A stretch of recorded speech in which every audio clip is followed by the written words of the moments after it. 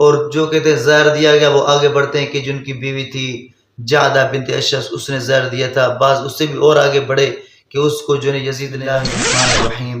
حضور اکرم صلی اللہ علیہ وآلہ وسلم کو اللہ تعالیٰ نے 4 بیٹیاں عطا فرمائی، اور جو آقا علیہ السلام کی آخری بیٹی حضرت سیدہ فاطمہ الزہرا رضی اللہ تعالیٰ عنہ میں جو پہلا بیٹا پیدا ہوا وہ ہے حضرت حسن رضی اللہ تعالیٰ عنہ. حضرت حسن رضی اللہ تعالیٰ حضور اکرم صلی اللہ علیہ وآلہ وسلم کے نواسے بھی ہیں اور ساتھ ساتھ صحابی بھی ہیں. یہ دونوں عظمتیں ان کو ملی ہیں.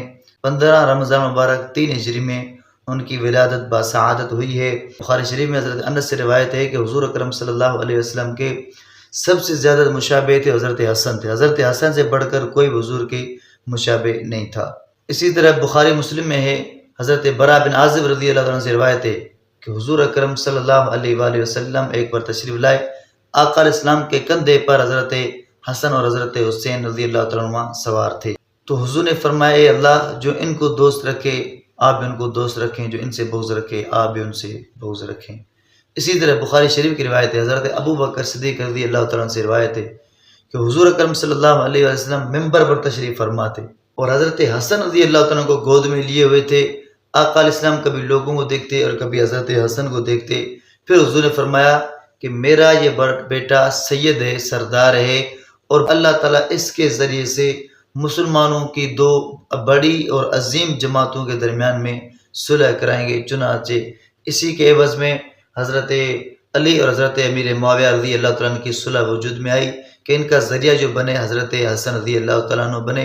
حضرت عبداللہ بن عمر رضی اللہ عنہ سے روایت ہے کہ حضور اکرم صلی اللہ علیہ وآلہ وسلم نے فرمایا کہ حسن اور حسین یہ میرے 2 پھول ہیں. حضرت حسن رضی اللہ تعالیٰ عنہ نے 25 حج کیے اور 25 کے 25 پیدل کیے. حالانکہ یہ نہیں کہ سواری نہیں تھی، سواری بہت زیادہ تھی. حضرت حسن رضی اللہ تعالیٰ عنہ کو حضرت علی رضی اللہ تعالیٰ عنہ کی شہادت کے بعد ان کو خلافت ملی اور سن 41 ہجری میں انہوں نے اپنی خلافت حضرت امیر معاویہ رضی اللہ تعالیٰ عنہ کے سپرد کر دی اور خود خلافت سے دستبردار ہو گئے. جب حضرت حسن رضی اللہ تعالیٰ عنہ نے یہ خلافت حضرت امیر معاویہ کو سونپ دی تو انہیں کی کتابوں کی روایت ہے کہ جو انہیں کے اپنے شیعہ تھے کوفے میں، انہوں نے حضرت حسن رضی اللہ تعالیٰ عنہ کو بہت کچھ کہا، سخت و سست کہا، کسی نے عار المسلمین کہا، کسی نے مذل المسلمین کہا. کہ حضرت حسن فرمایا کرتے تھے کہ نار سے عار بہتر ہے، آخرت کی نار سے عار بہتر. سمجھتے تھے کہ مسلمانوں کو آپس میں لڑانا ایک فتنہ ہے اور اچھی بات نہیں ہے. پھر حضرت امیر معاویہ رضی اللہ تعالیٰ عنہ کی طرف سے حضرت حسن کے لیے تقریباً 1 لاکھ درہم سالانہ وظیفہ آیا کرتا تھا، اور حضرت حسن لیا بھی کرتے تھے، ان کو خود بھی استعمال کرتے تھے، سخی بھی تھے اور باہر تقسیم کر لیا کرتے تھے. لیکن حضرت حسن اور حضرت حسین حضرت امیر معاویہ رضی اللہ تعالیٰ عنہ کا دیا ہوا وظیفہ بالکل استعمال کرتے تھے اور لیتے بھی تھے. اب آگے حضرت حسن رضی اللہ تعالیٰ کی وفات کے بارے میں مختلف باتیں کی جاتی ہیں. بعض کہتے ہیں شہید ہو گئے، ان کو زہر دیا گیا، بعض کہتے ہیں وفات ہوئی ہے. اور جو کہتے ہیں زہر دیا گیا وہ آگے بڑھتے ہیں کہ جن کی بیوی تھی جعدہ بنت اشعث اس نے زہر دیا تھا. بعض اس سے بھی اور آگے بڑھے کہ اس کو جو ہے یزید نے راضی کیا. بعض وہ بھی سے آگے بڑھے کہ حضرت امیر معاویہ نے سارا کام کرایا. تو اس کے متعلق بات سمجھیں. دیکھو حضرت حسن رضی اللہ تعالیٰ عنہ کی شہادت کے متعلق جو روایت آئی ہیں وہ 3 قسم کی ہیں. پہلی قسم کی روایت وہ ہیں جن میں زہر کا تو کوئی تذکرہ ہی نہیں ہے، جیسے ابن جریر طبری ہیں یا تاریخ بغداد، ان میں زہر کا تذکرہ نہیں ہے. لیکن فی الحال مستدرک فی الحاکم ابن حجر نے اپنے اصابہ کے اندر زہر کا تذکرہ کیا، لیکن یہ اس میں ذکر نہیں ہے کہ اس کو جو ہے زہر دیا ان کی زوجہ محترمہ نے جعدہ بنت اشعث نے، اس کا تذکرہ نہیں ہے. تیسرے جو لوگ ہیں جو تذکرہ کیا زہر کا، انہوں نے یہ بھی ذکر کیا ہے کہ جعدہ بنت اشعث نے زہر دیا تھا. پھر جنہوں نے حضرت امیر معاویہ کا تذکرہ کیا ہے اس میں تو بالکل حد کر دی. انہوں نے یوں کہا ہے یقال، اس طرح کہا گیا ہے، ذکر ہے، اس کا تذکرہ چلا تھا. کسی نے قال طائفۃ، کسی جماعت نے اس طرح کسی گروہ نے کہا ہے، لیکن یہ بات بہت سارے دلائل سے جو ہے رد ہو جاتی ہے. 49 ہجری میں زہر دیا گیا تھا. اور پھر جنہوں نے حضرت امیر معاویہ کا تذکرہ کیا ہے وہ 4 یا 5ویں صدی کے لوگ ہیں جو حضرت امیر معاویہ کے بارے میں یہ کہہ رہے ہیں. اور بیچ میں سند وغیرہ کچھ بھی نہیں، نہ کوئی سند ہے نہ کوئی مضبوط دلیل ہے، کچھ بھی نہیں. بس ایک جماعت نے اس طرح کہا ہے، ایک گروہ نے اس طرح کہا ہے. تو ناظرین اس سے آپ خود سمجھ سکتے ہیں کہ اس روایت کی کیا حیثیت رہ سکتی ہے. اور دوسری بات، جب حضرت امیر معاویہ رضی اللہ عنہ کو پتہ چلا کہ حضرت حسن رضی اللہ عنہ کو زہر دیا گیا ہے تو خود کتابوں کے اندر موجود ہے. اس وقت حضرت عبداللہ بن عباس حضرت امیر معاویہ رضی اللہ عنہ کے پاس موجود تھے، تو انہوں نے اس پر افسوس بھی کیا اور حضرت امیر معاویہ بڑا تعجب بھی کر رہے تھے اور حضرت عبداللہ سے تعزیت بھی کی تھی. اور اگر بنو امیہ میں سے کس نے زہر دیا، بعض کہتے ہیں یزید دلایا تھا. کوئی نہ یزید کا تذکرہ ہے، کہیں بھی اس کا ذکر نہیں ہے، بالکل کسی بھی کتاب میں موجود نہیں ہے۔ اگر اس طرح ہوتا آپ خود سوچ لو۔ اس کے بعد حضرت حسین رضی اللہ تعالیٰ عنہ نے اول تو جو حضرت حسن کا جنازہ پڑھایا وہ سعید بن عاص اموی تھے، جو مدینہ کے گورنر اس وقت تھے، وہ حضرت یعنی اموی تھے، انہوں نے اس کا جنازہ پڑھایا تھا۔ اور اس کے بعد حضرت حسین حضرت امیر معاویہ رضی اللہ تعالیٰ عنہ کے پاس ملک شام میں جاتے رہے، جنگوں کے شریک ہوتے رہے۔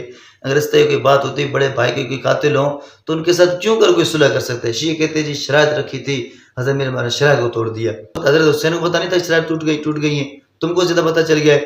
حضرت حسین اس پر کون سا ایکشن لیا ہے؟ کوئی ایکشن نہیں لیا، بلکہ خود شیعوں کی کتاب موجود ہے کہ یہ حضرات جو تھے حضرت امیر معاویہ کے دور میں بڑے خوش رہے، حضرت امیر معاویہ کا خوب خیال کیا ہے، اپنے وعدہ وفا کیا ہے، اپنے جو کچھ ان سے شرائط رکھی تھی سب کے سب پوری کی۔ تو سب یہ شیعوں کے من گھڑت روایات ہیں۔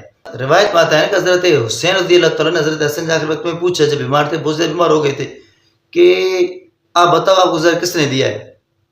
حضرت حسن نے فرمایا کہ میں کیوں بتاؤں، کیا کروں، اس کو قتل کرو؟ فرمایا بالکل قتل کروں گا۔ تو حضرت حسن نے فرمایا کہ جس کے بارے میں میرا گمان ہے تو اگر وہ ہوگا تو اللہ اسے انتقام لے گا، اگر نہیں تو پھر میرے جیسے بلا وجہ کسی کو قتل نہ کیا جائے۔ تو حضرت حسن کو پتہ نہیں ہے، یقینی بات پتہ نہیں ہے کہ مجھے زہر کس نے دیا ہے، اور آج کی شیعوں پتہ چل گیا، لیکن حضرت حسن کو ان کا پتہ نہیں ہے کہ مجھے زہر کس نے دیا ہے۔ تو اس سے ناظرین آپ خود ہی اندازہ لگا سکتے ہیں۔ پھر آگے بات چلتی ہے کہ جی حضرت سیدہ عائشہ نے جو ہے آگے آ گئی تھی اور انہوں نے تیر چلوائے تھے حضرت حسن کے جنازے پر، انہوں نے روزہ رسول میں تدفین کی تھی۔ اس کو متعلق بات سمجھو، بالکل صراحتاً شیعہ لوگ جھوٹ بولتے ہیں اس میں۔ حضرت حسن رضی اللہ تعالیٰ نے اپنی وفات سے پہلے سیدہ کے پاس پیغام بھیجا تھا کہ میں روزہ رسول میں دفن ہونا چاہتا ہوں، اور خود واضح لکھا ہوا ہے، مسلمانوں کی بہت ساری کتابیں ہیں، مثلا الکامل فی تاریخ جلد نمبر 3 صفحہ نمبر 460 چھاپ بیروت، اور اسی طرح تاریخ الخلفاء کے اندر البدایہ والنہایہ جلد نمبر 8 صفحہ نمبر 44 طبع البیروت کے اندر، اور شیعوں کی الاخبار الطوال صفحہ نمبر 220 چھاپ بیروت کا، اسی طرح روزۃ الصفا صفحہ نمبر 541 چھاپ لکھنؤ، مقاتل الطالبین ابو الفرج اصفہانی صفحہ نمبر 75، اسی طرح نہج البلاغہ ابن الحدید، ان سب شیعوں کتابوں میں موجود ہے کہ سیدہ عائشہ کے پاس پیغام بھیجا گیا، سیدہ عائشہ نے بالکل رضامندی کا اظہار کیا اور اس میں حامی بھری کہ بے شک حضرت حسن کو وہاں دفن کیا جائے۔ پھر معاملہ کیا ہوا تھا، حضرت حسن نے حضرت حسین سے یہ بھی فرمایا تھا کہ میرے بعد بھی آپ نے سیدہ عائشہ سے دوبارہ پوچھ لینا ہے، چنانچہ دوبارہ انہوں نے پوچھا، دوبارہ حضرت عائشہ صدیقہ نے بالکل خوشی سے اجازت دے دی ہے۔ لیکن آگے جو اس وقت حکمران ہے ظاہر بنو امیہ کی حکومت ہے، اور ان کے دل میں سب سے بڑا جو دکھ بیٹھا ہوا تھا وہ یہ تھا کہ حضرت عثمان غنی رضی اللہ تعالیٰ جو حضور کے دورے داماد ہے، ان کو باغیوں نے جنت البقیع میں دفن ہونے نہیں دیا۔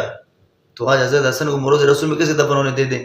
چونکہ یہ بات الزام بھی تو تھا نا کہ جو باغی تھے اس وقت حضرت علی کے ساتھ ہی تھے، تو اس وجہ ان کے دل میں ایک بہت بڑا دکھ تھا، اور یہ دکھ سمجھ میں آ رہا ہے۔ انسان اگر تعصب کو ہٹا کر دیکھے گا تو یہ بات سمجھ میں آئے گی کہ طاقت بھی ان کی ہو، سلطنت بھی ان کی ہو، تو ان کے بڑے کے ساتھ اس قدر ظلم ہوا ہو کہ اس کو جنت البقیع میں دفن نہ دیا گیا ہو، تو پھر وہ حضرت حسن کو روزہ رسول میں کس طرح دفن ہونے دیں گے؟